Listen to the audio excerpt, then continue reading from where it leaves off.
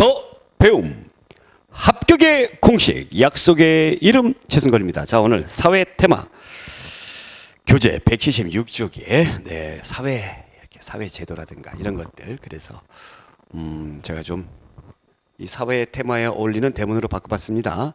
뭐 양반, 노비, 중인들 이렇게 말을 이렇게 해서 딱 느낌 보시면 우리 선생님이 이 사회와 관련된 부분을 강의하고 있구나라는 거를 이렇게 대문만 봐도 알 수 있도록 이렇게 꾸며봤습니다. 교재 176쪽 오늘은 고조선부터 부정연맹국가 사회의 모습, 사회 제도 이런 것들 알아보도록 합니다. 자, 첫 번째 고조선 초기 국가, 또 아름다운 펜의 색깔을 짠. 고조선 생산력 증가하죠. 법조항 증가하고요. 중국 문화 확산되고 이렇게 나오는데 대표적인 것이 우리가 뭐가 있습니까? 8조법이 있다라는 거죠. 8조 금법, 법금 8조 뭐 이렇게 얘기도 합니다. 그런데 이 8조법이 우리나라 문헌에 나타나는 것이 아니라 중국 책이죠. 한서지리지에 나와 있는데 그 중에 3개조만 남아져 있다라는 겁니다. 사람을 죽인 자는 즉시 죽인다, 사형에 처한다, 생명 존중사상. 그 다음에 남에게 상처를 입힌 자는 곡식으로 갚는다. 그래서 이 농경을 중요시 여겼구나. 또 사유재산이 있구나. 화폐를 사용했구나. 용서를 받으려면 50만 전을 내야 된다. 사유재산 제도는요, 이 도둑질한 자와 관련된 거예요. 이 도둑질한 자와 이렇게 연결해 주세요. 그 다음에 계급사회를 알 수가 있다. 도둑질한 자는 노비로 삼는다. 노비라는 존재가 있었기 때문에 계급사회가 있었구나라는 거 이렇게 아시면 되겠습니다. 그럼 남에게 상처를 입힌 자는 그 생명을 존중히 여긴다.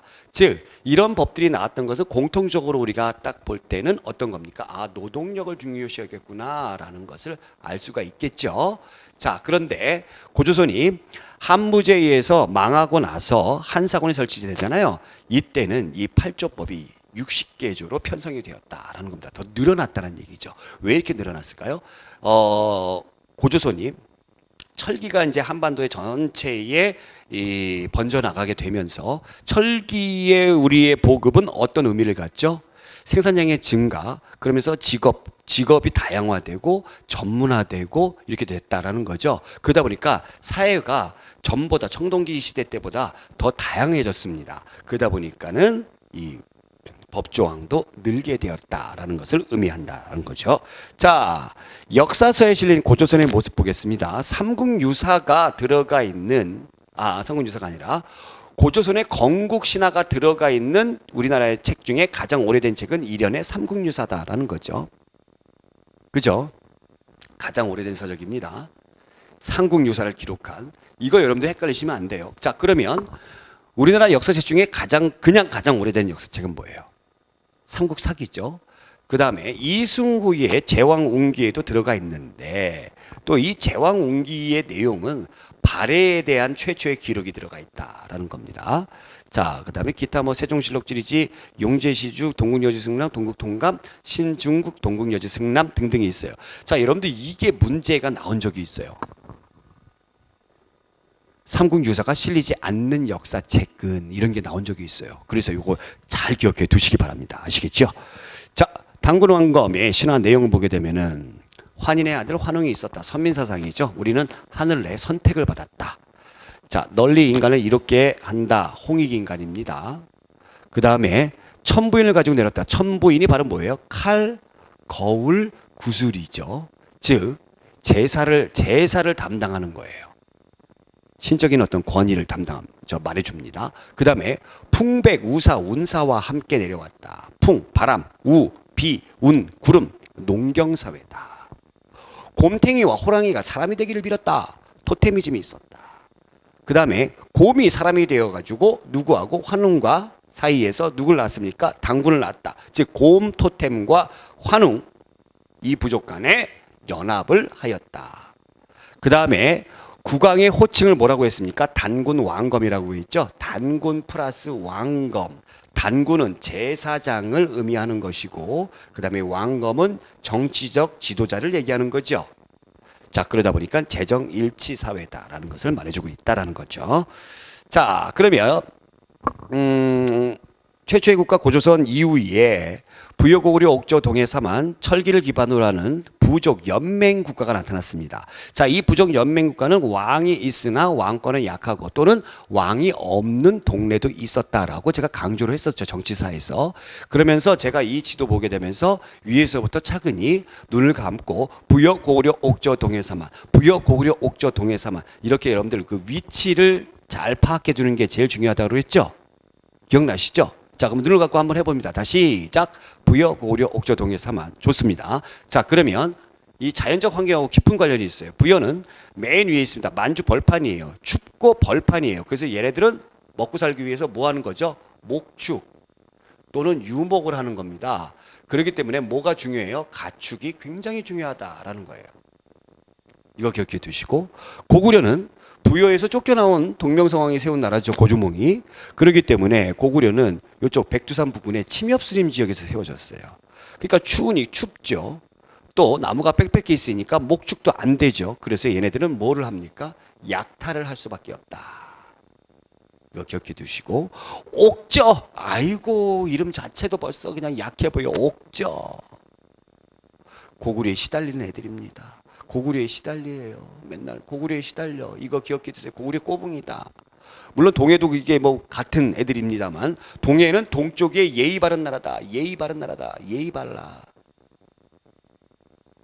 삼한은 마한제란 변환이 있게 되는데, 우리나라 삼남지방이죠. 충청도, 강원도, 충청도, 경상도, 전라도. 그래서 평야지대예요. 평야지대. 그러니까 농사가 엄청나게 잘 돼요. 이거를 기억해 두시고 공부를 하게 되면은 여기에 나와 있는 제도라든가 이런 것들이 머릿속으로 쏙 들어간다는 얘기죠. 자, 그러면 확인해 보도록 하겠습니다. 자, 부여, 가축이 중요하다라는 거죠. 정치적 오부적 연맹체고요. 왕 아래 마가, 우가, 저가, 구가, 이 가짜 들어가는 사람들, 이 선생님이란 뜻이라는 거죠. 높은 관리의 이름이죠. 그래서 말, 소, 돼지, 개, 얘네들이 각기 뭘 다스렸습니까? 4개의 구역인 사출도를 다스렸습니다. 그 오부를 구성했고, 이 가들, 이 마가우가, 이 가들이 왕을 추대하기도 하면서, 그 다음에 농사 잘 안 되고 자연재해 있으면 책임을 왕에게 묻기도 했다. 즉, 이 말뜻은 왕이 있습니다만 왕권은 약했다라는 겁니다. 경제는 반농, 반목, 농사 짓고 반은 또 목축업하고 특산물로 뭐 가축과 관련된 모피, 주옥, 말 이런 것들이죠. 자, 사회는 4대 금법이 있었는데 살인하면 바로 죽여버린다. 남의 물건 훔치면 일책십이법 12배로 물어준다라는 거죠. 자, 그 다음에 간음을 하면 사형에 처합니다. 또 여자들 투기를 하게 되면은 사형에 처해요. 와, 여자에 대해서 굉장히 무서운 동네가 바로 이 부여입니다. 부여. 그죠? 자, 순장의 풍습이 있어요. 순장. 왕이 죽으면 많은 사람을 껴먹고 그래요. 그러니까 왕권이 중앙집권이 되지 않았기 때문에 중앙집권 시절보다는 약합니다만, 이 시대에 있었던 나라들 가운데서는 왕권이 강했음을 알 수가 있습니다. 그래서 여러분들이 옷값 있잖아요. 옷값. 국왕이 죽었을 때에 이 옥으로 된 옷을 이렇게 쫙 입혀주는 거죠. 이게 원래 중국의 제도였는데 이게 너무 사치스럽고 비싸다 보니까, 비용이 많이 나가다 보니까 중국에서 이제 이거를 시행을 안 했죠. 근데 어떤 기록에 의하면 부여의 왕이 죽었을 때 중국에서 옷값을 만들어서 보내주었다라는 기록이 있습니다. 그만큼 부여의 왕권이 다른 지역에 비해서는 높았음을 의미한다라는 거죠. 자, 그 다음에 여기도 또 가축이 들어오네요. 소 발굽으로 점치는 겁니다. 그 다음에 형사취수제. 역시 이 동네 같은 경우에는 여자에 대해서는 여자들이 좀 살기 힘들죠. 예, 형사취수제, 형이 죽었을 때에 형수를 취하는 노동력을 중요시 여겼음을 알 수 있는 것이고요. 제천행사 이름 이름 가지고 장난치라고 그랬죠. 제가 부여. 제천행사 이름 영고입니다. 영고. 그런데 얘네들 영고 몇 월에 한대요? 12월에 한대요. 왜 추운 겨울에 합니까? 수렵사회. 사냥하는 사회의 전통입니다. 보통 농경사회 같은 경우에는 농사를 시작하는 5월이라든가 추수를 하는 10월 달에 합니다. 근데 이런 수렵사회는 이런 거 다 지나고 12월 달에 한다라는 거 기억해 두시기 바랍니다. 자, 고구려 보겠습니다. 역시 우리나라 전통적으로 5개의 숫자를 좋아해요. 동서남북중. 그래서 그런지 오부적 연맹체고요. 계르부, 소노부, 전로부, 순노부, 관노부. 나중에 태조 왕 때에 계르부 고씨가 왕위를 세습을 했다라는 거 기억하시죠? 왕 아래에 상가, 고추가 역시 가들이 있습니다. 가들이 있어요. 이런 대가가 있어요. 대가 아래에 얘네들이 사자조의 선임과 같은 관리들을 임명할 수가 있습니다.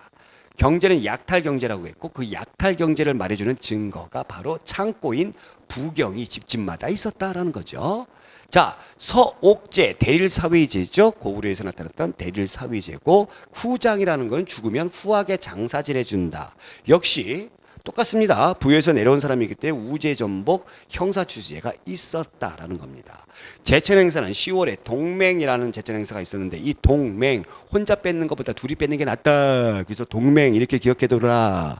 그 다음에 국동대혈이라는 동굴입니다. 이게 국동대혈 동굴이에요. 수혈이라고도 하는데 이 국동대혈이라는 동굴에서 뭐를 합니까?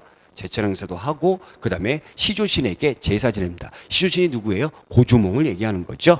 자, 그 다음에 옥저. 아이고 불쌍하여라. 옥저 왕이 없어요. 왕이 생겨날 수가 없습니다. 고구려 애들 때문에. 그래서 부족장, 군장이 읍군 삼노라고 하는데 얘네들이 자기 부족을 통치한다라는 겁니다. 함경도 지방 그 동해안 쪽에 있으면서 토지가 비옥하고요. 그 다음에 해산물도 풍부하죠. 그러나 늘 고구려에게 빼앗긴다. 그래서 민며느리제 미리 며느리 삼습니다. 장래 혼인을 약속한 다음에 여자가 남자 집에 가서 성장한 다음에 남자가 예물을 치르고 데리고 오는 거죠. 우리 가족 죽어서라도 같이 있자. 고리 애들 꼴배기 싫다. 가족 공동묘 골장제라는 풍습이 있었는데 자, 이것은 바로 뭡니까? 사람이 죽으면 일단은 매장을 합니다. 가매장을 딱 한 다음에 시간이 지나면 이 내장이라든가 그 다음에 살이 다 썩어서 없어지죠. 뭐만 남죠? 뼈만 남죠. 그 뼈를 추려서 가족 공동묘에 같이 묻어주는 그런 형태의 장례가 바로 옥저에서 나타났다. 자, 제천행사 땡글 없다라는 거죠. 하늘에 감사할 일이 없어요. 왜? 고구려 애들 때문에. 그래서 옥저는 유일하게 제천행사가 없습니다. 자, 그 다음에 동해 보겠습니다. 동쪽이 예의 바른 나라예요. 역시 동해랑 똑같아요. 읍군 삼노. 동쪽이 예의 바른 나라. 그러니까 우리나라 그 태백산 그쪽에 있다 보니까 특산물로는 단궁, 과하마 이런 것이 있습니다. 과하마 뜻이 뭐죠? 과일나무 아래를 지나다닐 수 있는 말. 그래서 키가 작은 말이죠. 그러니까 나무가 있는데 말이 커요. 그럼 말 타고 가다 그냥 툭 부딪힐 거 아니에요. 단궁, 활이 짧습니다. 예, 작은 활이에요. 이 단궁은 이 수출품입니다. 어디까지? 고구려 애들까지 수출을 했다라고 그랬죠. 그래서 우리나라 같은 경우도 이 조선 시대에도 이 단궁, 예, 이 짧은 칼들 굉장히 유명했죠. 파괴력이 어마어마했죠. 단궁. 이때부터 나왔던 전통이 아닌가. 그 다음에 동해에 위치하고 있기 때문에 바다 표범 가죽인 반어피가 있었다. 사회는 동쪽에 예의 바른 나라예요. 같은 가족들끼리 결혼 안 합니다. 조계원 풍습이 있었다. 그럼 조계원 풍습은 우리가 신석기 시대 때 조계원, 그 다음에 동해의 조계원, 그 다음에 책화라는 풍습, 예의가 바르니까 남의 부족을 땅을 나도 모르게 침범했을 때 그냥 도망가는 것이 아니라 어떻게 합니까? 부족장을 찾아가서 어르신 제가 모르고 이래 저래 블라블라 했습니다. 제가 가지고 있는 것이 여기 곡식 아니면 여기 닭 이런 가축이 있는데 이걸로 용서해 주세요. 예의 바른 나라입니다. 자, 그 다음에 집의 구조는 철자형 집과 여자형 집터가 있다. 이게 철자형 집터고요. 이게 여자형 집터죠. 자, 그 다음에 제천 행사는 무천입니다. 10월에 무천. 예, 무천. 요것만 그냥 기억해 두세요. 나머지는 그 영광 작업을 하면은 다 되는 거니까 옥저만 없다만 생각하면 동해의 무천 맞추실 수 있겠죠. 자, 그 다음에 이제 사만 보겠습니다. 우리는 남쪽에 왕 아래에 군장, 신지, 견지. 그 다음에 이거보다 조금 세력이 작은 군장인 읍차, 불에 등이 있었다라는 거죠. 벼농사가 발달했습니다. 그래서 일찍부터 수리시설을 만들었고요. 뭐 김제의 벽골제, 제천의 의림지 같은 거, 그리고 이제 공동노동 협동조합 같은 것인 두레라는 풍습이 나타나게 됐고, 특히 사방 가운데 변한 철을 낭랑, 대방, 그 다음에 일본 등지에 수출을 했습니다. 왜? 그러니까 1번이라고 하면 안 되고 이 당시에는 왜라고 그랬으니까 왜 등지에 수출을 했습니다. 철은 오래 두면 어떻게 돼요? 변하죠. 녹슬죠. 철은 변한다. 이렇게 외워두시기 바라고 이 변환이 나중에 가야로 발전하게 되었다.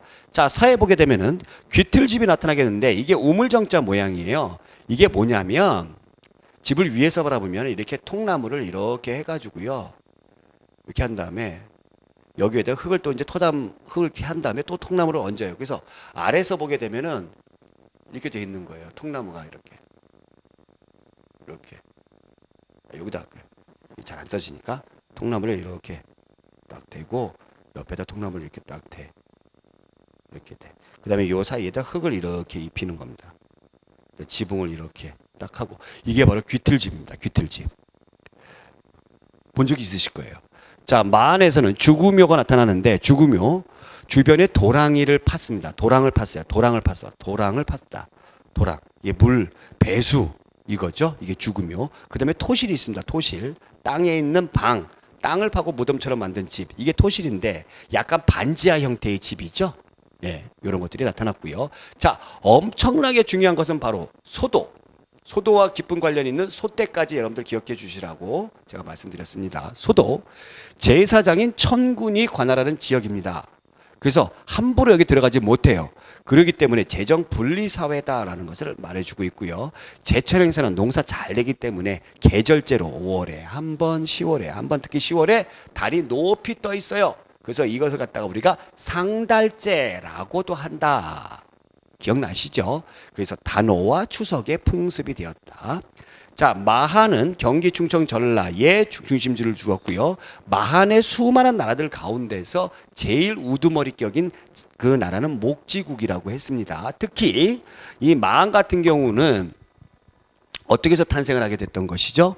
위만이 고조선에 들어와 가지고 준왕을 몰아냈죠. 그 준왕이 내려와 가지고 만들어진 그런 나라가 마한이다. 그다음에 변화는 경남지방이고 진화는 경북지방. 그래서 진화 같은 경우 신라로 발전하게 되는 거고요. 마한이 이제 나중에 백제로 발전하게 되더라라는 겁니다. 이렇게 여러분들이 사만에 대해서 이해를 해 두시면 되겠습니다. 자, 이래서 고조선과 초기 국가의 사회 모습에 대해서 알아봤습니다. 어렵지 않죠? 자, 다음 시간에는 고대 사회의 모습, 중앙집권을 일으켰던 고려, 백제, 신라, 가야 이런 고대 사회의 모습에 대해서 알아보도록 하겠습니다. 오늘 여기까지 고맙습니다.